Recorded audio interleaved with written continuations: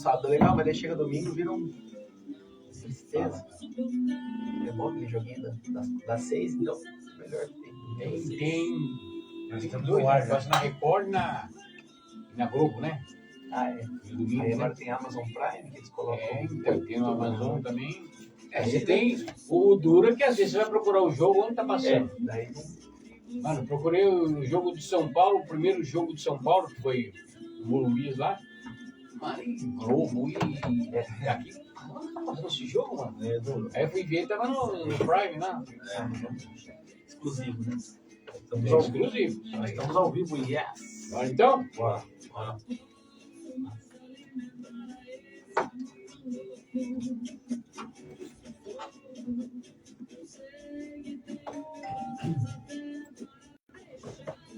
Muito bem. Agora ao vivo, né? Diretamente aqui do estúdio da Rádio Aliança, juntamente aí com o nosso amigo, o Evandro Rosa. Boa tarde aí, Evandro. Tudo bem com você? Opa, tá saindo o som? Ah, eu tô ouvindo. Você tá se ouvindo ou não? Não. Então mete no bagulho aí que você no primeiro aí. Você é o primeirão. Não, você não tá saindo mesmo. Sabe por quê? Porque tá desligado. Pera um pouquinho aí. Desliga esse aí, ó. Esse primeiro, esse aí, esse mesmo. Liga esse aí. E agora liga esse aí. Aí é improviso, né? Agora você tá ouvindo você mesmo? Opa, muito bem. Sabia que você ia ouvir. Pô, e o podcast é sábado, é domingo, é segunda, é o podcast tudo depende do convidado, né?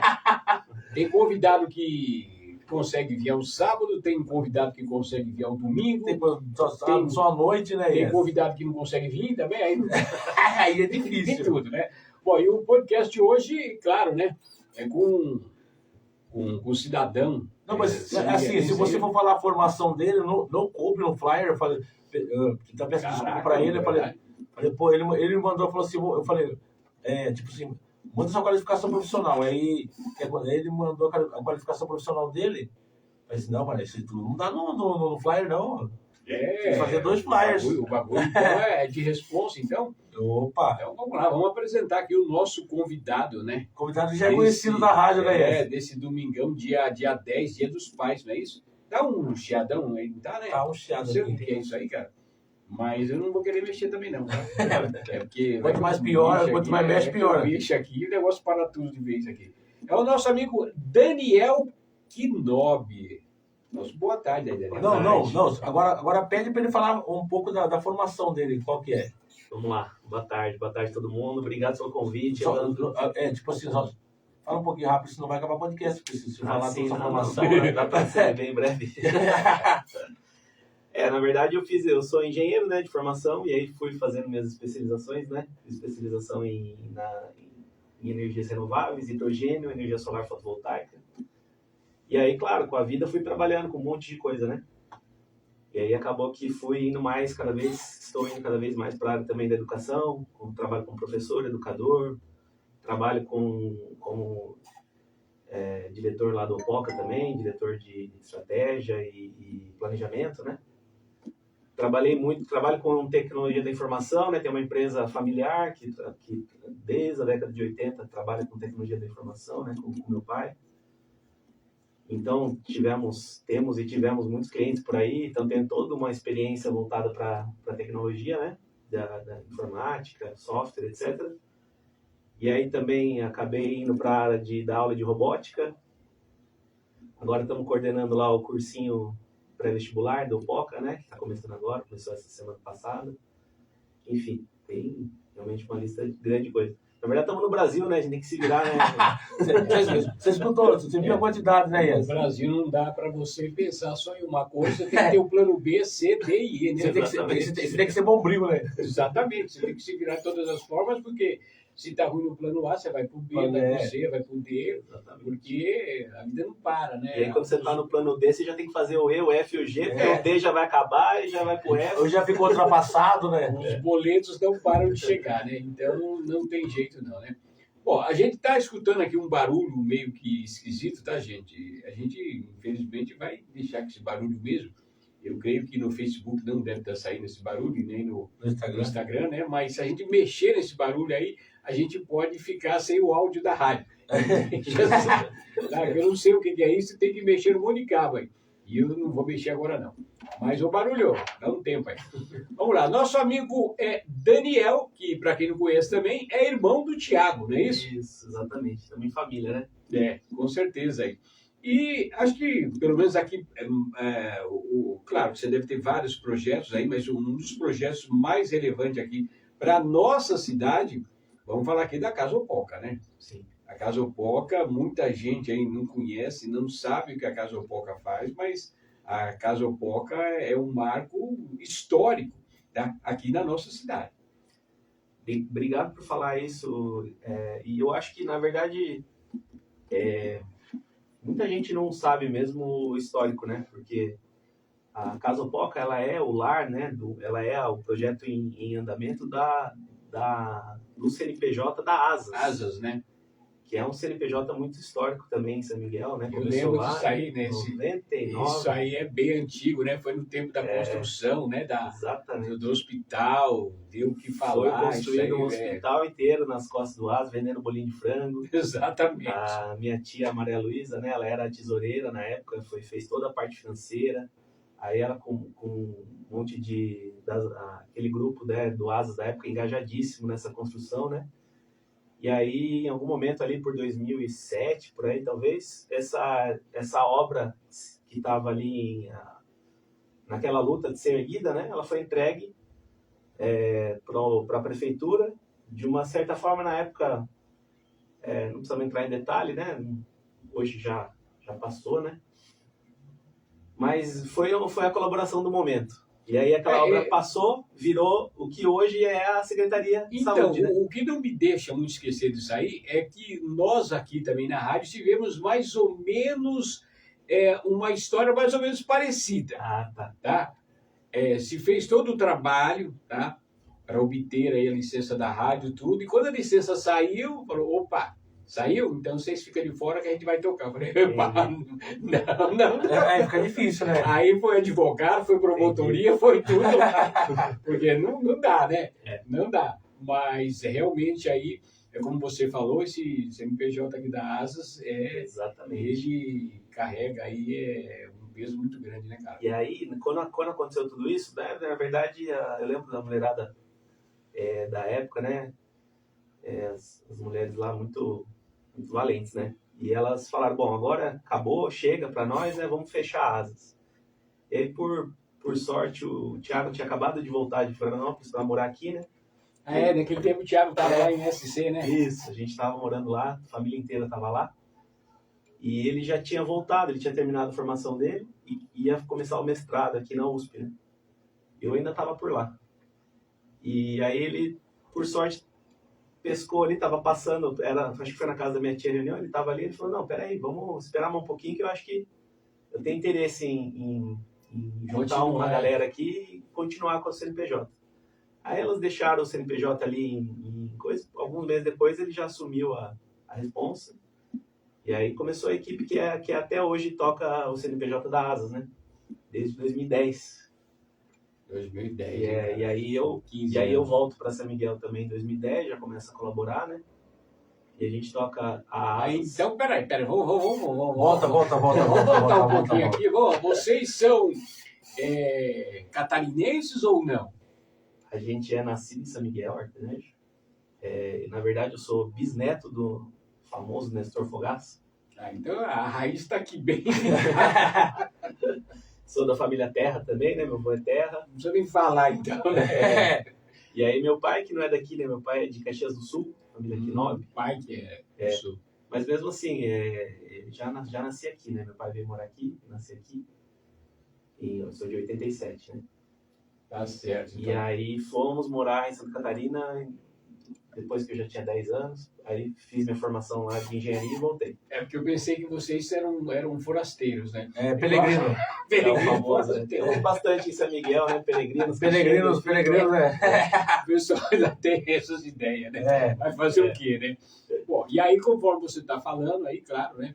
Se passou aí o tempo aí da construção, tudo, e aí o Thiago resolveu aí tocar, né, o CNPJ e dessa empreitada dele, você voltou, né, você estava lá em Santa Catarina, voltou para cá, se reuniram e resolveram Antes era Anjo, tem alguma coisa de Anjo, alguma coisa. Arcanjo Miguel, né? A da Asas? É. A Asas mudou o nome, era a Associação São Miguelense de Assistência, Saúde e Assistência Social. Esse que era o... É. A história calha muito com a gente. Também teve que mudar o nome, enfim. Daí a gente acabou mudando, porque a parte da saúde acabou saindo, né? A gente até trabalha com saúde mental, né? Mas fica um pouco fora realmente, né, da área da saúde, porque uma associação para trabalhar na área da saúde, ela tem que ter um monte de pré-requisitos que no nosso caso não cabia mais, né? Por exemplo, eles fizeram toda a parte de construção de um pronto atendimento, né? Aqui se fazia até velório. Imagina. Tinha um monte de nada a ver, mano. Vamos embora. Não dá. E aí a gente até tirou um dos S. Isso demorou um pouco, acho que foi lá por 2014, 2015. A gente tirou um dos S, quando chegou a Paula, né? Mais uma colaboradora da Asas, de longa data. E aí continua a Asas, né? Só que a Associação São Miguelense para a Sustentabilidade. O que tem a ver isso com a Cidade dos Anjos? Aí, isso foi uma coisa que a gente... Porque daí a Asas, ela vai sendo a mãe, né, dos projetos. O CNPJ mesmo. O piloto, né? O CNPJ por trás, né? Que faz toda a parte burocrática, contábil, né? E aí vão se criando os projetos, ou os programas, né? Então teve o programa SMA Juventude, 2013, que foi uma tentativa lá no Clube Bernardo. SMA Juventude teve programa aqui na programa na rádio, ficou um bom tempo aqui. Com o Rodrigo. Isso. 2013, que era um programa principalmente voltado para a juventude e para as crianças. Aí se faziam oficinas, né, de arte, oficinas de hip hop, e já foi feito tudo naquela época também, né, desde aquela época. E aí, então, a Asas, ela acaba sendo a grande... ela é o guarda-chuva de tudo. De tudo isso. Então, depois... E aí veio o programa de juventude, cidade, escola. Aí tinha o movimento Capital Juvenil na época que foi trazendo esses outros movimentos. Já era um movimento mais livre, né? Já não está tão relacionado ao CNPJ, porque não é uma característica de movimento necessariamente ter um CNPJ. É mais um coletivo ali de pessoas. E durou um tempo, né? E aí já com a cidade escola, programa SMA Juventude já foi institucionalizando, porque aí você participa de editais, né? Participa de projetos, programas, você está apto, né? Você está apto ali a exercer uma agenda, né? Com crianças, com adolescentes, de educação, né? E tanto de educação quanto educação para a sustentabilidade, não necessariamente somente educação, mas cultura também, né? Bastante. E aí foi indo. E aí lá por 2017, 2018, o Thiago estava lá em Coimbra, né, fazendo o doutorado dele, e a gente tocando aqui a agenda, né, dos projetos. Foi quando surgiu a Casa Amarela, né? Lembro também da Casa Amarela. Ficamos lá quase um ano lá, e depois também fomos chutados para fora. Hoje acho que ela é azul.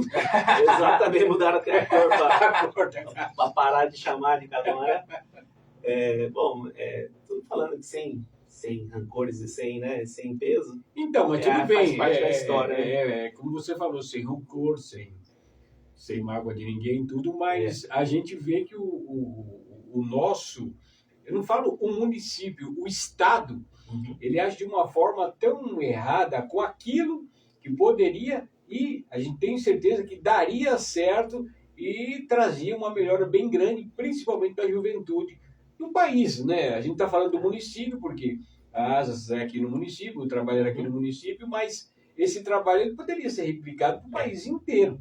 Olha a melhora que você ia ter, né, em relação aí com a juventude, mas não aposta nisso, né, cara? A gente tem, né, uma ideia, né, o que tem muitas iniciativas boas pelo Brasil afora, né? Como foi a nossa, como está sendo a nossa, e realmente a gente não tem um incentivo para existir, no final das contas. No final das contas, a gente está falando do mundo do terceiro setor, né? Que realmente tem uma importância.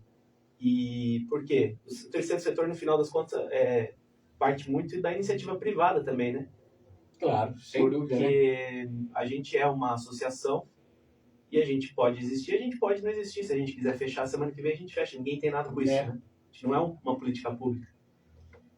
Mas é muito importante que iniciativas como essa existam e sejam fomentadas justamente por causa disso, porque daí a gente está ali tentando fazer as coisas que o Estado não está Seria dando o conta. Estado que deveria tomar frente e fazer tudo isso aí de uma forma, né, sem muita burocracia, Exato. né, e sem muita, vamos dizer assim, sem muito trabalho em você ter que conseguir recursos para tocar, né, todos os projetos que vocês aí tocam, né? Quando a gente inverte o problema, né?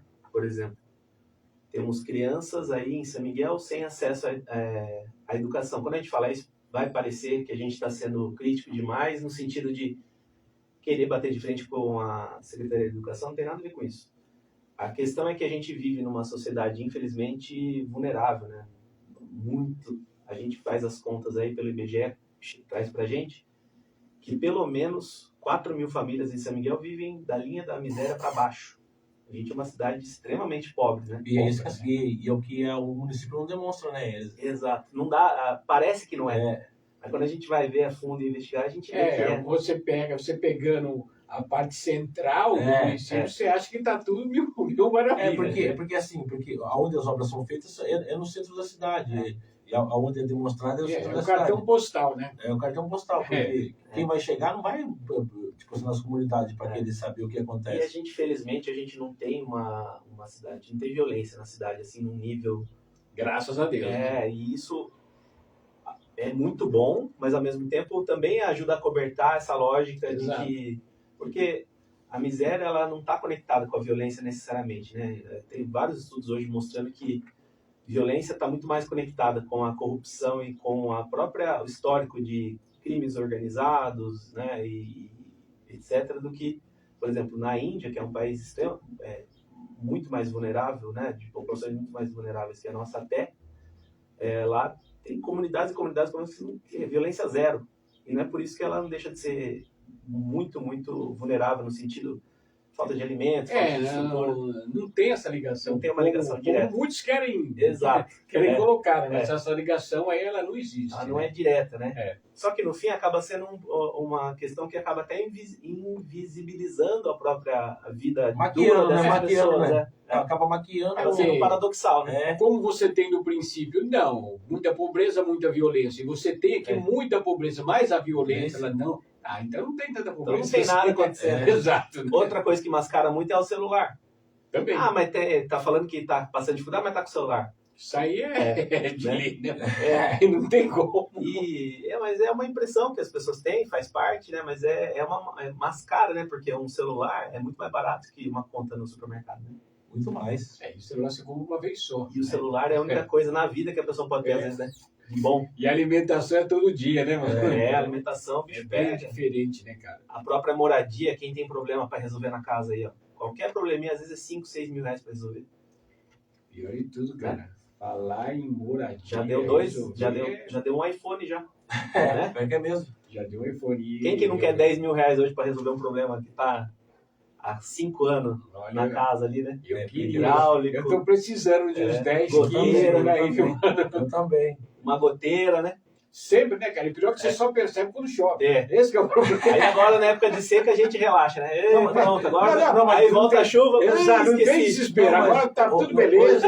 Olha, você falando assim, é tipo assim, do mesmo jeito que ele tá falando sobre a miséria, sobre a violência, você só percebe quando chega ao extremo.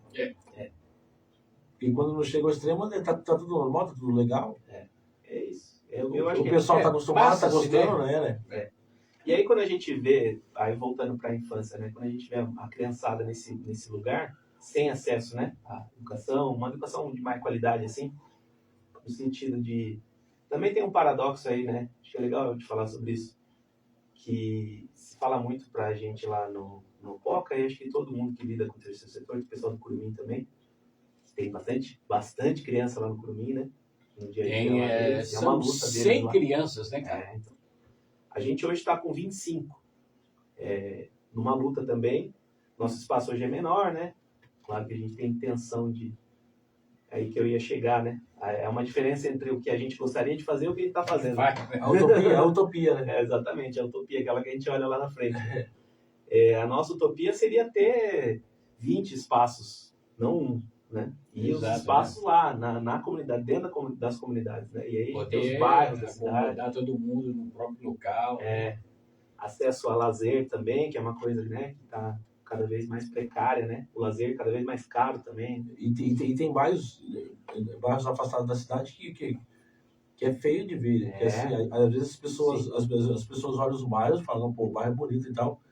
Pô, tem bairros aí na cidade que só quem viu, quem acompanha, sabe como funciona. Sabe das necessidades, né? Porque tem bairro aí que você olha assim, saneamento básico zero. Saneamento básico, a gente escuta muito relato de professor que trabalha nas escolas que vem, né, sabendo que na segunda-feira a criança chega morrendo de fome porque comeu mal durante o final de semana. Às vezes é a única refeição que a criança tem, né, cara? E às vezes eles vão para a escola para se alimentar, porque muitas das vezes eles não têm o que comer na casa, né? Tem alimentação. Tem aquela alimentação bem precária, né?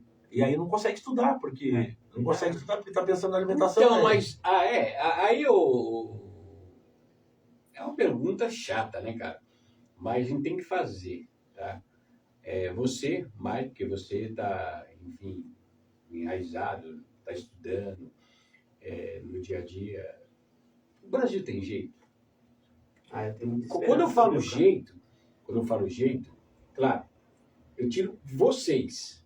Por quê? Vocês dariam um jeito. Todo o pessoal que está... Né? Quando eu falo o Brasil tem jeito, eu pego no público. O Brasil tem jeito. Você acha que o Estado, enfim, o município, o Estado, o governo federal, você acha que um dia essa mentalidade vai mudar e realmente prioridades vão estar em primeiro lugar? E não é só estar em primeiro lugar, vão agir, vai ter ações para que isso mude?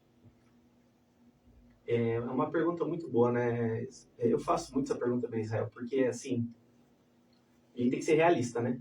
Não dá para ser somente esperançoso. Esperança, como o pessoal fala, é a última que morre, né? Mas é a primeira que acaba. Ela está sempre morrendo e ressuscitando. Exatamente. Né? É o tempo todo. E aí eu vou além, né? A gente tem toda a questão geopolítica, né? Historicamente, como é que é a nossa história, né? Sempre foi de massacres e de guerras e de violência. Se a gente pegar, E aí eu vou te falar, né? Eu tenho uma filha pequena, aliás, Dia dos Pais hoje, né? A gente não falou isso lá, né? Dia dos Pais. Para nós todos aqui. Parabéns para todos os pais aí. E mandar um beijo para minha filha lá, Clara, que deve estar nos ouvindo. Eu acho que a gente deve a essas crianças uma esperança e um realismo crítico, mas ao mesmo tempo que enxergue o futuro como algo a ser construído, primeiramente, né? E aí que vem o realismo de verdade, né? Até que ponto a gente tem agência sobre o nosso futuro, né? Essa é a grande questão. Então, se a gente percebe que não tem muita agência sobre o nosso próprio futuro, a conquista começa por aí, conquistar essa agência, né? Como é que a gente conquista? Se articulando, né? É a forma que está sendo feita, né? É através da articulação, é através do ajuntamento, que você consegue ter umas melhoras, né? Mas eu acho que isso, cara, claro, é como você falou, não adianta a gente querer o impossível, que parece que é o impossível, que isso é uma coisa tão lógica, tão básica e tão assertiva lá na frente, que eu não sei como que os nossos governantes não conseguem enxergar isso. Eu não sei o que eles enxergam, para falar bem a verdade. A gente parafraseia muito alguns pensadores lá no POC, a gente tem toda uma linha, né, de pensadores e de cientistas aí, né, que estão, a gente chama isso a fronteira da ciência, né? Então, por exemplo, eu sou mais da área de energias renováveis, mais na área de sustentabilidade, né? E aí tem uma galera lá, a gente tem a Júlia, que é mestranda em patrimônio e cultural, né, que é toda a parte do turismo, toda a parte da história, do que é patrimônio afetivo para as pessoas, o que é uma cidade afetivamente acolhedora. E tem a Paula, que é bióloga, mestra em biologia e sustentabilidade, o Thiago, que tem o doutorado dele com ciências sociais, o Rodrigo, que está nas especializações dele também na área de humanas, né, e várias outras pessoas. A gente fala muito sobre isso, né? No final das contas, o que a gente reconhece? Que mais ou menos, para fechar a frase, é a frase, a famosa que está ficando cada vez mais falada, a frase do Einstein, né? Repetir, aliás, precisava até pesquisar para ver se é do Einstein mesmo, todo mundo fala que é dele. Repetir várias vezes a mesma coisa e tentar resultados diferentes. Acho que o que você está falando está nesse lugar, né? Pois é. A gente não acredita mesmo. Nisso a gente não acredita. Cara, porque... Se continuar com essa mentalidade, não vai dar. É difícil, né, cara? E você falou que não acredita e eu não vejo a mentalidade ser diferente. E aí a palavra que a gente usa para isso é corrupção. É a corrupção. A gente é capaz de identificar, às vezes, a corrupção no nosso inimigo político, né? Ou no inimigo ideológico, mas não é capaz, às vezes, de ter uma auto-reflexão. Então, mas é engraçado que isso... Nos níveis de corrupção que a gente está capaz de tolerar, às vezes, na nossa cidade. Mas isso parece que ficou uma coisa tão presente no dia a dia, né, da classe política, infelizmente, que a gente mesmo já não acredita mais em... Já virou normalidade, né? A gente não acredita mais que vai entrar um político lá e vai fazer um trabalho bem feito, vai, enfim, trazer aí uma melhora aí para a sociedade se não tiver corrupção. Todo mundo que entra lá, de uma forma ou de outra, você acaba tendo aí notícias não muito animadoras em relação à corrupção, né, cara? É triste isso, né, cara? E aí eu volto para o terceiro setor, né? O terceiro setor, por isso que a gente gosta de trabalhar no terceiro setor, porque ele é uma perna da sociedade, é a sociedade civil organizada, né? Criando projetos, criando soluções, assim como são as empresas particulares, né? Você vai, eu quero vender suco de laranja. Você vai lá, você tem sua liberdade de ir lá e criar sua fábrica, sua agroindústria, etc, etc. O terceiro setor ele é mais ou menos isso, só que ele é voltado, ele não tem fundo, ele não tem, você não tem lucro, né? Você tem ali pessoas remuneradas para prestar serviços de interesse difuso, de interesse social, né? Como é o caso da educação para jovens, crianças e jovens, né? E eu gosto a gente gosta muito dessa área, a gente entende a importância dela justamente por causa disso, porque daí você está fazendo alguma coisa sem perguntar para os outros, né? Sem pedir ordem, porque se a gente só pode fazer quando a gente tem o aval de um político, aí começa a desandar. Porque daí a gente perde, por exemplo, uma coisa que a gente tem muita dificuldade, porque de certa forma o terceiro setor ele não consegue, a gente não tem um modelo de negócios no terceiro setor que é rentável e que você tem assim a longo prazo, nossa, vou ter dinheiro para trabalhar com isso eternamente. Não, ao contrário, está sempre sem dinheiro. Dinheiro está sempre faltando. Exato. Né? E aí, quando você faz o planejamento a longo prazo, você vai entrar num edital, vai precisar de um apoio de uma prefeitura, do próprio governo do estado. Hoje tem muita emenda, né, de parlamentar. Né? Emenda PIX, né? No nosso caso, a gente não faz...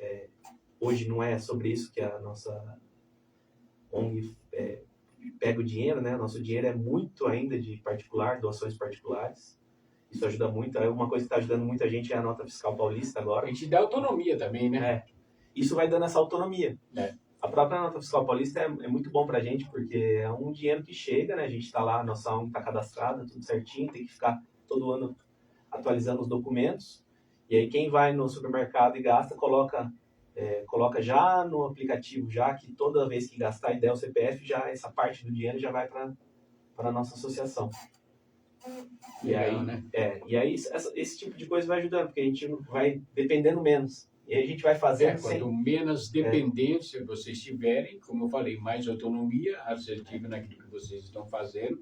E, claro, você não vai ter aí uma cobrança, entre aspas, aí do Estado, dizendo que você pode e não pode fazer, porque muitas vezes o que o Estado, eles vão aí podar você de fazer é aquilo que melhora. Geralmente é assim. É o famoso apadrinhado, né? Você não está apadrinhado por ninguém, né? Exatamente. Então, né? Se você não está apadrinhado, você não tem legitimidade.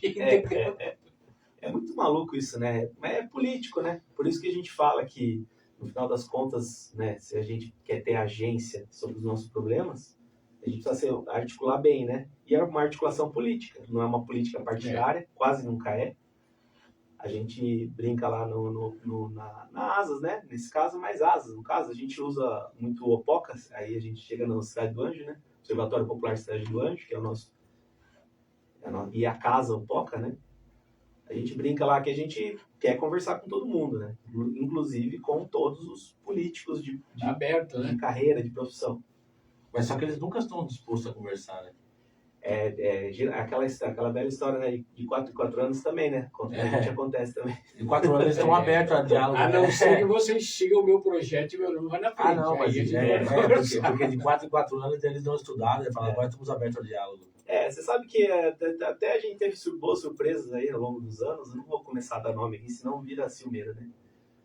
Porque realmente o ser humano é muito contraditório, né? Então a gente consegue apoio de onde a gente não imaginava também. Acontece várias vezes. Então a nossa lógica é mais ou menos a lógica hoje de um vendedor, sabe? Não tem aquela história de que você tem uma loja de calçado, não importa quem venha comprar o seu calçado, né? Se ele está interessado, é legítimo e a gente fica feliz. É cliente. A gente fica feliz que ele está interessado, né? Então hoje a gente tem isso, assim. Só que, claro, a gente está falando de quase um modo de sobrevivência, né? Para uma associação que quer ter ali um projeto um pouco maior do que ele está hoje, né? Hoje, graças a Deus, a gente está num tamanho muito legal, né? Mas a gente quer ser muito maior, né? Porque a gente sabe da importância, né? E aí, voltando lá no que a gente estava falando da cidade, né? A cidade é muito carente de projetos como esse, né?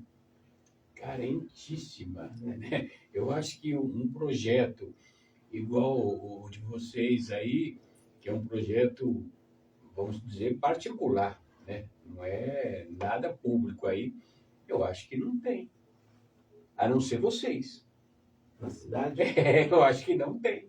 Porque todos os outros que cuidam, né, que prestam serviço, eles têm aí uma colaboração, eles têm aí uma parte aí do Estado que acabam contribuindo, mais ou menos, mas tem. Pouco, né? Mas vocês praticamente a raça e a coragem quem colabora. Exatamente. Não, no nosso caso, se a gente tirasse os apoiadores particulares, a gente estava lascado. É claro que hoje a gente consegue pegar editais, né, da cultura, editais só que são momentos pontuais. Né? Mas é muito pouco, né? Não dá aquela confiança no tempo, né? Agora tem a nota fiscal paulista, né, que é um dinheiro que vem de impostos, na verdade, é muito bom isso. Poderia ser expandida essa lógica, né? Você conseguir cada vez mais dizer para onde você quer que seus impostos vão, né? Já que tem que pagar. Mas não é divulgado, né? Você vê que não é divulgado. É muito pouco divulgado. Muito pouco divulgado, porque praticamente é nulo, tá né? falando aí, mas divulgação você não tem nenhuma, né, em relação a isso aí. É uma coisa que a gente está, faz 2 anos que a gente conseguiu entrar, né, porque antes era a nota fiscal digitada, lembra? Tinha que digitar cupom por cupom. Você tinha mais uma burocracia, agora está mais simples. Agora simplificou, você põe no seu, baixa o aplicativo, coloca lá que você quer ajudar aquela instituição, e aí dali para frente, então, é uma coisa que ajuda. E pode ser ampliado nesse sentido. E essa ajuda, você coloca, pode ser só empresas ou pode ser físico Pessoa também? física. Então legal, cara. Empresas é um pouco mais chato, assim. As empresas acabam funcionando melhor com associações maiores, né? Instituto Ayrton Senna, esses aí que conseguem daí dinheiro de empresas. A gente, como é local, como é pequeno, né, perto desses outros, a gente pega de pessoa física.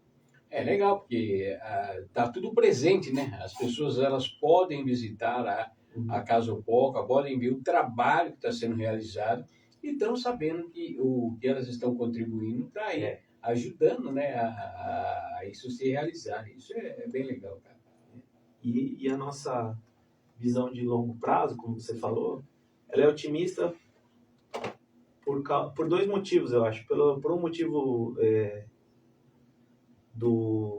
da coerência, né? Porque senão podia fechar as portas também, né? E o segundo é pelo entendimento de que, olhando também para a história, né? As coisas sempre mudaram, às vezes, muitas das vezes, por pequenos acontecimentos, né? Em lugares pequenos. E, ao mesmo tempo, tem uma frase do falecido Pepe Mujica, aí, que foi o presidente do Uruguai por um tempo, né? Ele fala, no documentário dele, ele falou, né, que ele foi lá visitar também um projeto com crianças ali, né, perto da casa dele. Ele falou, o mundo não vai mudar com um projeto desse, mas também não vai mudar se não existirem milhares de projetos como esse. Exatamente. Quanto mais projetos, mais chance você tem dessa melhora, né? É aquela ideia de fazer a nossa parte, né?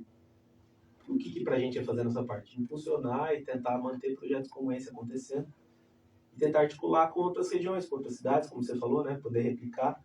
Não a gente necessariamente ir num outro lugar e fazer lá, mas as pessoas de lá... Ver como exemplo, né? Terem a gente como exemplo. A gente tem realmente avançado. A nossa associação lá tem um avanço significativo nos últimos anos aí. E no sentido de conseguir alguns uns bons resultados, né? Então... Agora mesmo, quando eu sou participante também do pré-vestibular lá, você vê a quantidade de gente, as pessoas que querem um curso pré-vestibular, que não tem condições de pagar, né? Porque é só quem tem condições de pagar, e está tendo esse curso lá muito bom, eu digo para quem tiver na próxima vez, porque, assim, era um negócio que a cidade tinha que fazer, né?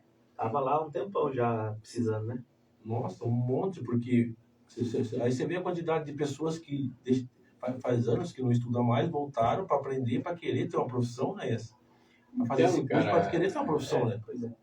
A gente, escutando isso aí, a gente não sabe se tem pessoas erradas em lugar certo, se as pessoas estão certas no lugar certo, mas não é para fazer, entendeu? Você fica meio sem saber por que não essa iniciativa não partiu de quem teria uma condição de fazer todo ano sem problema nenhum. Mas isso não dá para entender, cara. Mas isso que é o problema, né, Yes? Porque quando a gente faz alguma coisa que dá certo, a gente vira alvo de ciumeira, né? Entendeu? Que não deveria, né? Mas acho que é muito por causa do que você falou, porque daí eu me sinto envergonhado, porque... Eu poderia ser um provedor disso tudo. Exatamente. Não me movi, não investi, não fiz nada. E aí, qual que é o nosso papel ali como associação, como Casopoca? É não querer também a gente se envaidecer quando dá certo. Porque a gente faz muita coisa que não dá certo, né? Como normal da vida. Tentamos isso, tentamos... Aliás, a gente tem essa liberdade de tentar coisas que não vão dar certo. Não conseguimos público. Às vezes você faz o piloto que às vezes você tenta fazer que não vai, né? Não consegue. Mas pelo menos tentou, né? Às vezes não consegue dinheiro, às vezes não consegue público, né? E uma das coisas que a gente tem no POCA, que ninguém consegue entender como, é público. Porque são 15 anos, né? E mesmo assim, vai ter um projeto ou outro, uma iniciativa ou outra que a gente fala assim, não, sabe? Começou legal, mas depois... Mas acho que se curso para vestibular, acho que vai. Eu acho que isso vai. O pré-vestibular, sim. A criança, por exemplo, imagina, aqui na Casa Amarela tinha 120 crianças com a gente tinha que fechar para não. E aí, muitas das vezes, a prefeitura, por exemplo, né, tenta fazer alguma coisa, não aparece ninguém para fazer. Daí eles olham para a gente e falam, como é que eles conseguiram? A gente não, né? É porque a gente tem método, a gente tem formas de fazer. Né? Exatamente. Você tem que ter aí um projeto e poder tocar aquilo aí. Muitas vezes, como você falou, o projeto existe, tem tudo para fazer. Muitas vezes você não tem disponibilidade financeira. E quem tem disponibilidade financeira, muitas vezes não tem um projeto, não tem vontade. Esse que é o problema. Né? E aí vira essa... É perigoso esse jogo de vaidade. Né? Uma cidade pequena ainda atrapalha muito. A gente acredita isso. Muitas coisas que... Não, porque assim, não me interessa eu fazer. Interessaria estar acontecendo na cidade. Você quer estar participando ou quer estar vendo a mudança. Exato. A mudança para melhor. Se já tivesse, você não faria. Era melhor, né? Podia ficar... melhor, né? Se já tivesse, eles já iam partir para outro. Outro projeto. Outro projeto, outra coisa. Exatamente. Mas, enfim. E aí você acaba parando para fazer, né? Como exatamente para isso que serve o terceiro setor, né? Para fazer alguma coisa que não está acontecendo. Aí você ainda é alvo de... eu estou falando aqui ciumeira, pode até irritar alguma pessoa que esteja ouvindo, né? Mas é a impressão que dá, sabe? Exatamente pelo que você falou, né? Mas agora, no caso do cursinho, já não era para estar acontecendo há muito tempo? Era para estar acontecendo. E por que não acontecia? Depende da Casopoca. Claro que não. A Casopoca tomou uma iniciativa que já deveria ter sido tomada há muito tempo. Não por ela, mas ela tomou. E a gente deu sorte também com o cursinho, porque foi um edital que veio lá do MEC, né? Um edital que já tinha uns anos atrás, agora eles aumentaram, ampliaram. Então, é um trabalho antigo do MEC. E antigo assim, já de gestões de anos, né? Anos e anos e anos, e sempre foi restrito a 200 cursinhos, 100 e tantos cursinhos populares. E agora eles resolveram ampliar. E a gente entrou. E aí teve articulação, a deputada Bebel, por exemplo, veio visitar a gente, deputada lá de Piracicaba, veio para São Miguel e quis conhecer o Opoca. E ela falou, semana que vem tem o edital, porque vocês não entram lá. E aí a gente entrou no edital, fez tudo, porque edital é o que a gente mais entra, né? É muito difícil entrar no edital, assim. Só que nesse caso, como a gente já tem um histórico bacana para... No final das contas, uma molecada que trabalhou com a gente lá no Poca fez faculdade, né? Então a gente sempre foi um cursinho popular informal. Consegue ser assessorado, né? Para esse pessoal aí que passou por lá. Exato. E aí entramos, ampliou a quantidade de vagas e a gente entrou no edital. Ou seja, nós também tivemos sorte, né? Foi uma iniciativa, mas ao mesmo tempo foi articulada com outras pessoas, com outros lugares e a gente conseguiu, né? Então a gente não é pai nem mãe do projeto, a gente só está colocando ele, né, à disposição na nossa cidade. Por sorte a gente entrou, por sorte a gente conseguiu, então na nossa cidade existe. Porque poderia estar acontecendo no Brasil inteiro, menos aqui, né? Exato. Como muita coisa acontece no Brasil inteiro. E não acontece aqui, né? Aliás, São Miguel é muito difícil de entrar, muito por causa disso, sabia? Exato. Como parece uma cidade, por exemplo, né? Pega um Capão Redondo da vida. São Miguel, muitas vezes, é pior em termos de IDH do que Capão Redondo, por exemplo, que é um bairro, né, de São Paulo. Não sei nem se é Grande São Paulo ou se é da cidade de São Paulo. Da cidade. Capão Redondo faz parte da... E lá, só que lá, se você tem uma associação lá, você consegue, você tem mais, né? Não é bem infelizmente, isso é bom, né? Capão Redondo tem uma marca, assim, aqui é periferia, aqui a gente precisa de ajuda, né? E o pessoal ajuda com mais facilidade. São Miguel, às vezes, parece que nem precisa de ajuda. Por que você está precisando de ajuda? Né? Uma cidade do interior lá, tem o agronegócio firme e forte, eles produzem alimentos, exportam alimentos, sobra alimentos. Tá precisando toda cidade do interior é rica, né? Eu da cidade do agro que mais tem. Aqui, São Miguel é fortíssimo. Então... E aí a gente, às vezes, até perde edital estadual, assim. Por exemplo, entramos no edital do governo do estado para... Na época, eu acho que era pouco depois da pandemia, a gente entrou de novo, porque a gente sempre tenta, né? Era sobre cultura, eu não vou lembrar agora o nome do edital. Mas aí tinha que falar muito sobre a cidade, a questão de vulnerabilidade da cidade, quantas pessoas a gente atingir com o nosso projeto. E aí, quando eles olham lá uma cidade de 30 mil habitantes, eles acham que... já ficou pequeno para eles, muito entendeu? Pequeno, né? Então, a gente tem dificuldade de ganhar edital também por causa disso, porque São Miguel acaba sendo até assim, não dá marketing, entendeu? Não tem uma Então, mas eu acho que, sei lá, né? Claro, a gente não entende muito, mas eu acho que cidades pequenas, a inclusão deveria ser já automática.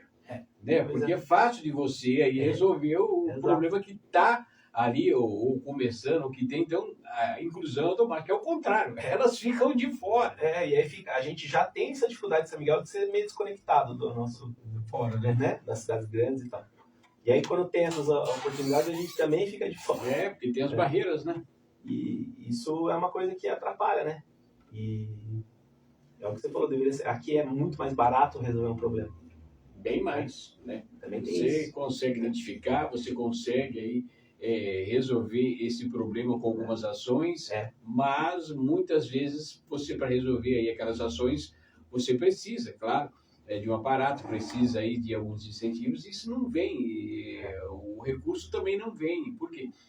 Como você falou, porque a cidade é pequena, não tem muita visibilidade, então não vai dar retorno, né?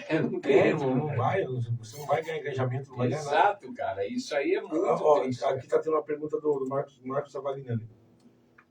Valeu, Marcos, é o seguinte: boa tarde, você acha coerente o vereador brigar por benefícios para o turismo religioso enquanto o saneamento básico parcial no bairro do Planeta? Boa pergunta. Bom, essa é uma pergunta espinhosa, né?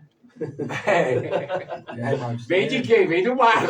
Marcos Avalinani.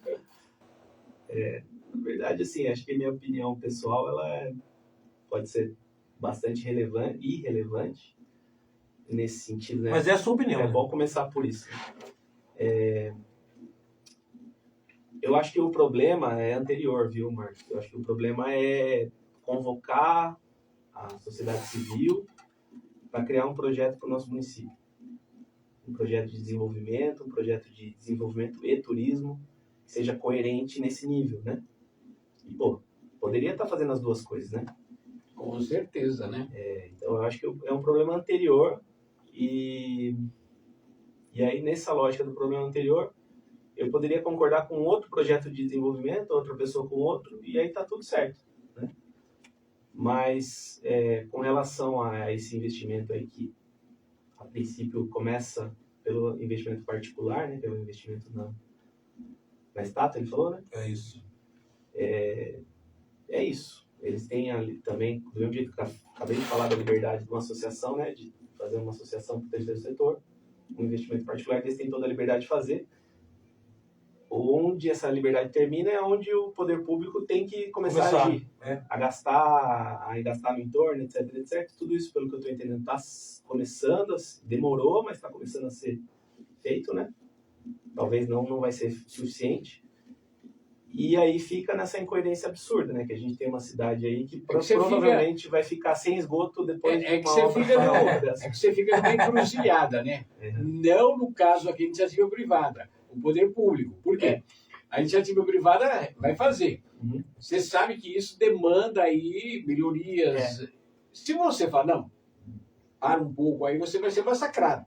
Porque você está atrapalhando o progresso, o crescimento. O projeto, né? Exatamente. E daí a iniciativa privada começa a fazer. Então você tem que começar a fazer a sua parte também. Para quando acabar o projeto, você está com as duas partes já sólidas, consolidadas, mas não é assim que funciona. É bem diferente. Fica meio caótico o negócio. Bem caótico, né? Uma parte vai e a outra, uma vai a jato e outra vai a cavalo. Quer dizer, uma vai chegar uma tartaruga, né? Exatamente. E não ficou claro também, não está claro. Aí, falando em fazer parte, a gente como sociedade civil, o que a gente entende? Que a nossa parte a palavra não é fiscalizar também, mas entender o modelo de desenvolvimento. Porque, assim, vamos entender assim, qual vai ser o retorno para o município, em termos de imposto mesmo, de resultado para os comerciantes locais. E esse retorno tem que ser no geral, né? Tem que ser no geral. Tem que ser para todo mundo. Claro. Se a gente excluir alguém do resultado... Você não pode só privilegiar uma parte, porque aí a coisa não está sendo feita de acordo. Essa acho que é a preocupação, tem que ser a preocupação da sociedade civil, né? E aí a sociedade civil ela pode se preocupar de forma desorganizada ou de forma organizada, né? Que é uma coisa difícil também, São Miguel. Todo mundo tem boca para reclamar. Não, mas a desorganizada é fácil. Essa é a que acontece. A organizada é que demanda reuniões, demanda o ajuntamento. Essa aí, né, forças do A, B, C. E além disso, uma organização que é uma organização que depois você vira aquele joguinho lá sabe, dos castor que sai e toma paulada, né? Também, tem toda essa armadilha, né? Aí você se organiza ali, aí você vai lá, junto com o pessoal que pensa de um jeito, formaliza uma crítica, uma reclamação, como o Marcos está pontuando aí. A gente vai lá e organiza alguma crítica, tô falando genericamente. E aí você vira alvo também fácil, né? Claro. Porque você é um dos únicos que se organizou ali, o seu grupo ali é um dos únicos que se organizou, né? Para fazer esse contraponto, né? Então, como a gente está falando aqui a respeito aqui do tema aqui que o Marcos aí acabou falando, como que você está vendo, Daniel, o nosso país em relação à própria política, tá? Eu estou vendo que, não sei, mas eu acho que o que eu vejo é que quanto mais dividido, mais embate entre centro, direita, esquerda, melhor. Por quê? Porque as forças elas ficam divididas. E é mais fácil você se juntar com um, com o outro, né, que tem aí aquela mesma simpatia que você tem. Né? Como que você vê o dia a dia da política do nosso país? Olha, é uma pergunta muito difícil, Yes. Eu penso muito sobre isso e no sentido assim, né? voltando lá falando sobre a nossa agência, né? Que a gente é capaz de agir, né? Eu acho que uma das dificuldades que a gente tem é olhar para a política nacional e não conseguir olhar para a nossa política local. Então, assim, a gente tem... Aí eu acho que o olhar fica mais desesperançoso ainda. Quando a gente olha para a política nacional, né? Mas o que eles querem é isso. Porque é um jogo muito grande. Né? Mas o que eles querem é isso, é um jogando para o outro, a esquerda, a direita, a esquerda, a direita, você na esquerda, você na direita, né? Eu concordo com isso. Eu acho que cada vez mais a gente tem que ser coerente com o que a gente pensa e ter uma posição contrastada, né, com as outras, né?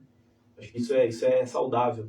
Mas aí volta no que a gente estava falando antes, está tão difícil assim que volta a gente ainda está indo para aquele rumo de tentar repetir a mesma coisa e tentar ter resultado diferente, né? Acho que os resultados vão ser bem parecidos aí nos próximos anos da política nacional, né? Eu falo por uma pessoa que fez uma especialização em energia solar fotovoltaica, né? Me formei como cientista e pesquisador e hoje estou desempregado.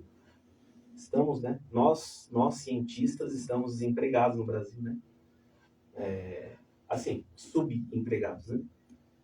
E é uma questão política, uma questão de decisão política, né? Se decidiu no Brasil em algum momento, e faz tempo, na verdade, né? Eu lembro que eu entrei na faculdade em 2013 e meus professores andando de Uno, né? E os alunos, vários deles, com um carro 10 vezes melhor que o professor.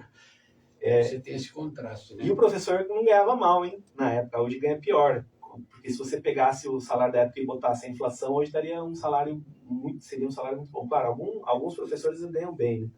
Dependendo de onde vai vir, de qual é a instituição. E eu olhava para aquele professor de Uno e falava, caramba, mas mesmo assim eu quero ser professor, né? Você falou, meu futuro vai ser isso. E tá sendo. E aí mas eu pensava muito na época ser um pesquisador dentro de uma universidade, né? Professor pesquisador.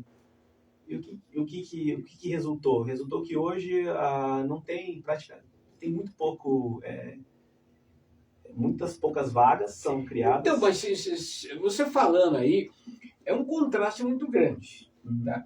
Porque o que o mundo mais fala hoje? Energia renovável. Sim. Isso é um boom. E o Brasil é um país que tem tudo para ser aí o carro-chefe disso aí. Sim. E, no entanto, a gente vê que a palavra é uma coisa, a realidade é outra. Exatamente. É bem diferente. Mas eu acho assim, é que acho que o Brasil não está preparado para mudança tão rápida, repetida assim. Eles vão empurrando até chegar a hora que não tem como mais. Então, mas às vezes, desculpa aí, Daniel, às vezes, Evandro, você tem que começar a ter aí os seus projetos, a sua mudança. Ela pode não acontecer agora, mas você tem que estar preparado. Lógico. Né? Você tem que estar preparado. E a gente tem aí um país tropical imenso, com tantas fontes renováveis. De energia, né? Mas a gente está vendo o negócio caminhar de uma forma ao contrário. Mas agora eu pergunto para você, mas qual serve? Você acha que é mais rentável para as grandes empresas? Assim, pensando em transição energética, né? É um caminho sem volta, na verdade. A transição energética é um caminho sem volta. As energias renováveis são muito mais baratas que as fósseis, né? Não, mas para as empresas, lucro. Eu falo para você. Para o investidor, né? Para quem quer lucro. Gerar dinheiro, o petróleo gera 15% de resultado, né? Enquanto as renováveis geram 6 a 7%. Então, esse que é o problema. Então, a gente tem um conflito, né, de lobbies, né? E no Brasil, no caso, todo mundo concorda com essa frase, né? O Brasil é um país atrasado. E é um pouco... Eu não quero generalizar, porque acabei de falar que tem esperança, né? E eu acho que o Brasil tem muitas iniciativas à frente do resto do mundo, né? Para várias coisas. Mas falando especificamente sobre essa área, que seria as energias renováveis, né? Por exemplo, no meu caso, a energia solar fotovoltaica, que dentre as renováveis, é a mais barata, é a mais hoje disseminada, né? O nosso projeto lá desde 2007 já começamos a articular isso. 2011 começou, e era uma das iniciativas, talvez a principal do Brasil, mas era muito pequena, mesmo assim, para a necessidade, né, para a importância, era para se produzir placas solares brasileiras, né? Lá dentro da USP, dentro do IPEM, com a Eletrosul, de Santa Catarina, o professor lá que era da UFSC de Santa Catarina, que era um dos coordenadores do projeto. A gente ia fazer um laboratório em Criciúma, e esse projeto ele foi descontinuado. E aí até hoje a gente não tem o motivo. Não sabe, né? Ou seja, Não, o motivo a gente sabe, né? Mas só que não sabe a razão. Claramente ali, né?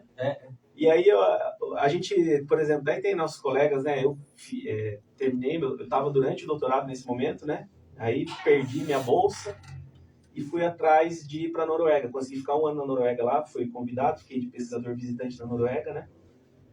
E fizemos as amizades, né? A gente tem uma amizade com o pessoal da Alemanha também, e eles sempre falam isso pra gente, assim, desde sempre, falam, não consigo entender, o Brasil tem essa quantidade enorme. Nem nós entendemos, essa quantidade enorme de recursos naturais. A Alemanha tem 2 vezes mais placa solar que o Brasil, a Alemanha nem sol tem. A gente brasileiro... Esse é inacreditável. Essa é a loucura do negócio. Essa é inacreditável. Um lugar que não tem nem sol. Aqui é assim, aí no caso, vamos falar que é o mundo, né?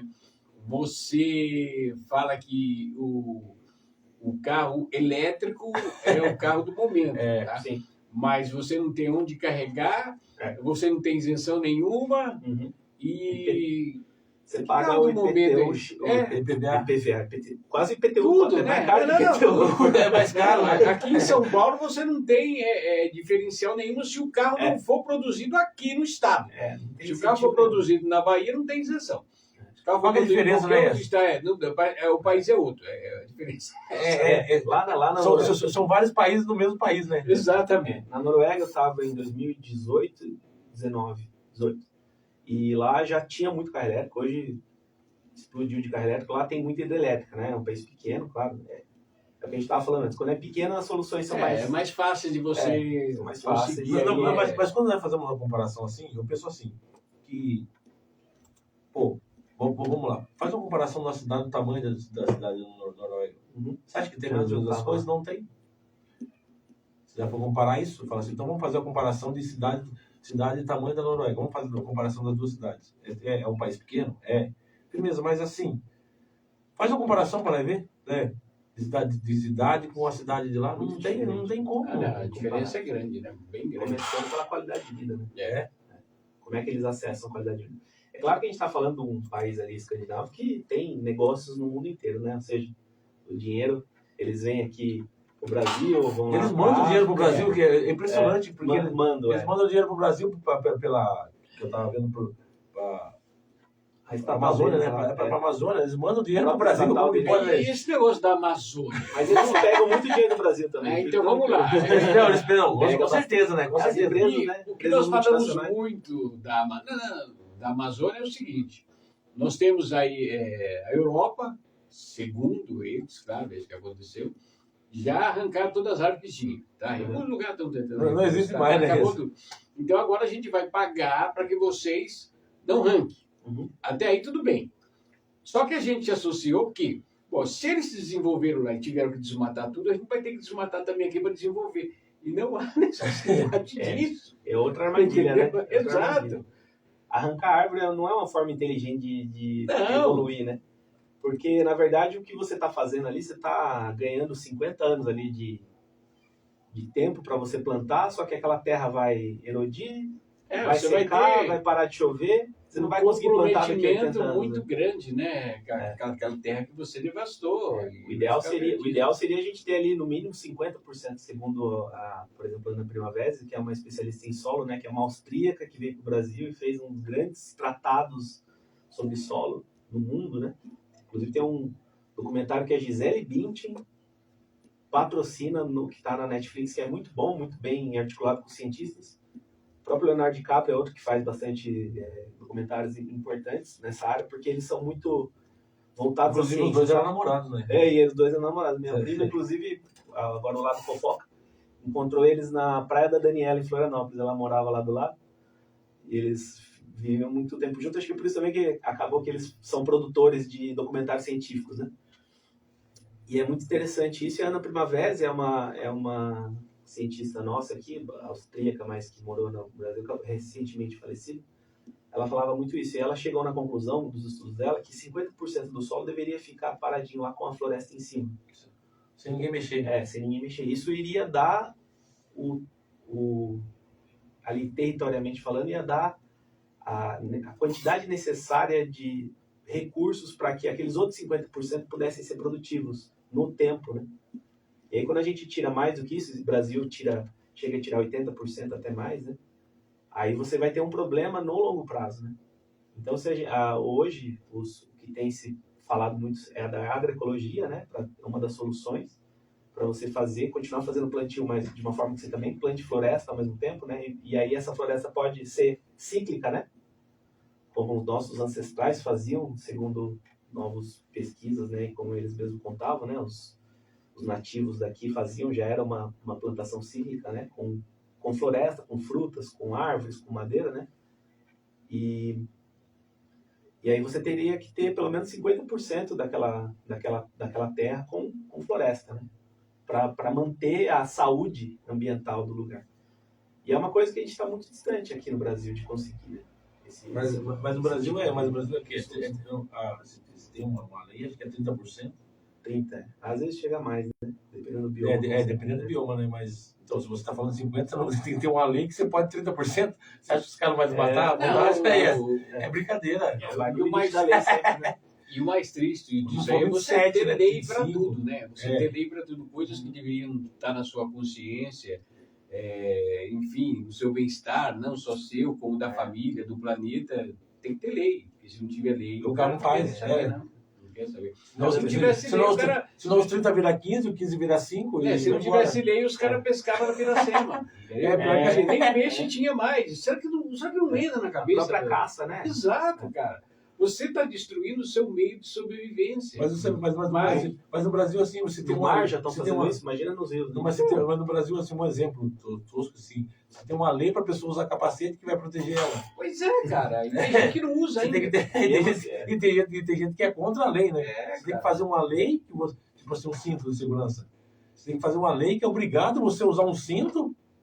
Não, depois que eu vi uma certa...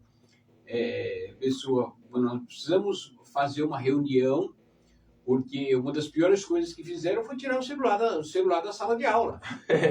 Pô, mano, que cabeça é essa? Por quê? Porque o celular é a única proteção que a criança tem contra os professores. Por exemplo, para filmar. O professor da aula. Não, se o professor dá uma aula, vamos dizer assim, ruimizada, se o professor começar a falar coisas aí que realmente não tem nada a ver, cara, mano, tá tudo errado, cara. Tá tudo errado. Lembrando que fora o aluno, vamos dizer assim, de 35, tem mais 34 testemunhas que viu, né, que ele fazia uma coisa errada. Você não vale, né? Tem que ser filmado. Mas tudo é imagem, né, mano? Hoje em dia tudo é imagem. A imagem... as leis, elas estão tão loucas que você viu ali nesse último caso aí que a gente teve aí de um policial que acabou aí indo atrás era um maior de idade, era um adulto maior de idade e no fim aí ele agarrou o cara, você viu, né? Ou tentava atirar, no fim ele pegou um revólver, quando chegou a pegar um tiro no pescoço do policial, por sorte aí a bala que atravessou direto, não pegou nenhum uma artéria, nada, tudo aí, mas o cara, ele é suspeito. Ele não é suspeito, mano, ele é um criminoso. O teu vídeo. Não, tem que estar... É suspeito. Ele é suspeito. A imagem mostrou o que ele fez. É a foto do cara, né? Mas ele é suspeito. Você não pode tratar ele como já acusado ou como criminoso, porque a lei não permite isso. Então, quer dizer, tem tanta coisa errada que eu acho que mudar não vai. Vai ficar como está mesmo. E a gente vai ter que Você sabe por quê, Ias? Porque é o seguinte, porque se tem assim, todo mundo fala, quantas pesquisas tem, quantas coisas acontecem que você desmatar, você acabar com as árvores e acontece tudo de ruim, acontece muitas coisas. E o pessoal sabe disso, né? Mas fala assim, acho que eles pessoal assim, o importante é o resto que vem pela frente que se lasque, né? Você está pensando em você no próprio, né? No presente ali, né, cara? Você não tá complicado, né? É muito difícil, né? Porque, por exemplo, quando a gente vai... Se nós falarmos isso aqui, nós somos caretas, somos a pessoa careta, a pessoa quer acabar com isso aí. Por exemplo, né? Você tem ali a lógica empresarial, ela não te permite também fazer grandes concessões, né? Vamos imaginar que você compra um sítio. Aí o sítio custou 600 mil. o seu vizinho comprou também um sítio por 600 mil. Aí você quer deixar metade do seu sítio intocado? Você gastou 600? Não quer, né? Aí, retorno, né? Como é que vai dar o retorno? Aí você não consegue vender pelo mesmo preço, porque o seu vizinho está vendendo mais barato, porque ele está usando tudo. Exatamente. Então é nessa hora que aí não chama lei, né? Chama regulação da produção faria diferença. Porque daí você teria que dizer assim, ó, do mesmo jeito que hoje é 30, né? Ó, agora não é mais 30. Só que poderia ser mais uma lei. Aí sim, para mudar a regulação, às vezes você cria uma lei, né? Por exemplo, você poderia criar uma lei de incentivo, não uma lei de proibição, né? É uma coisa que o Brasil também tem muito pouco, lei de incentivo. Incentivo, né? Então, por exemplo, você podia criar uma lei de incentivo, que se o produtor fizesse um reflorestamento maior do que o necessário, ele ganharia esse tipo de vantagem, ou às vezes de um apoio, de um subsídio para uma logística, enfim. Então, exato, então é fazer uma troca, né? Em benefício. Hoje a gente tem uma lei no Brasil que é muito estranha, eu sempre converso isso com a Paula, né, que é nossa bióloga lá, que você incentiva, na verdade, a pasto, né? Porque todo mundo que deixa uma capoeira, uma floresta crescer, depois se lasca na hora de por exemplo, cortar para produzir alguma coisa ali. Então, o que as pessoas já fazem de antemão? Já deixam o pasto. Que a hora que precisar explorar, pode fazer o que quiser. Fazer, não tem problema. Ou seja, hoje deveria ter um desincentivo a ter pasto. Não, se incentiva a ter o pasto. E o pasto é uma das formas que mais degrada o solo, né? Então, tem várias soluções aí de regulação de produção e tal. Eu, da minha área de engenharia, né? E é importante notar que na década de 80 mas assim, Daniel, tinha muito problema que foi resolvido. Mas assim, de poluição. Como que eles vão cobrar se o próprio Brasil, o Estado estatal, joga petróleo no rio, a quantidade de roubaram no rio do Rio de Janeiro, né? Você vê quantas vezes não passou, quantos animais morreram, e aí eles pagam lá uma multa, pagou uma multa lá de 50 milhões, já era, né? Mas quanto que eles ganharam? Muito dinheiro. Daí entra naquela história que a gente estava lá no começo, né? Você tem esperança no futuro?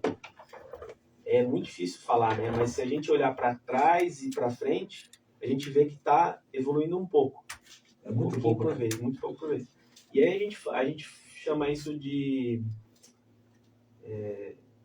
não vai ser na minha geração, porque eu... É pior que todo mundo fala isso, não vai ser na minha, acho que vai ser dentro da minha filha, vai ser dos meus netos, dos bisnetos. Eu acredito que com o passar das gerações, em algum momento a gente vai ter uma ruptura maior, assim. Um olhar crítico, né? Tudo também são muito perigosos, né?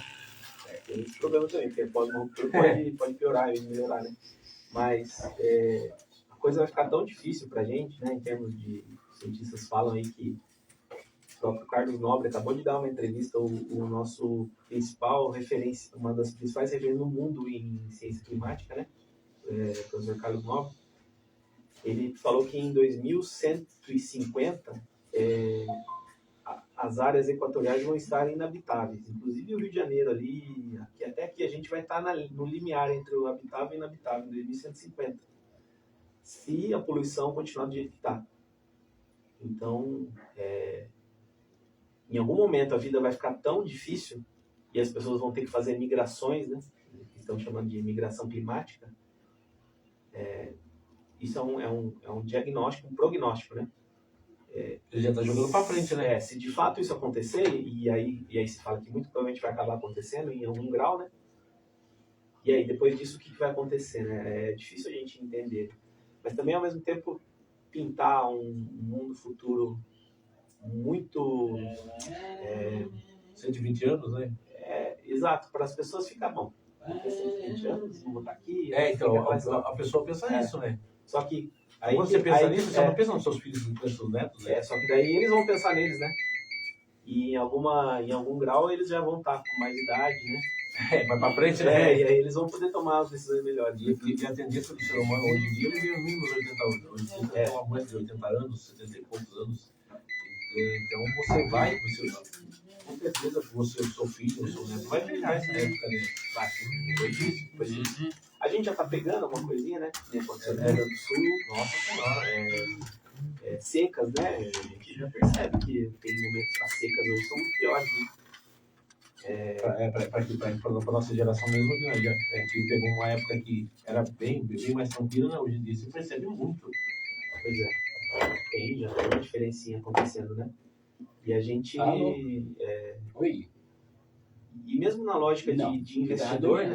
Dos investidores, as soluções que existem hoje, né? Como é o caso das energias renováveis, energia solar, as próprias hidrelétricas, né? Sempre foram uma aliada nesse sentido.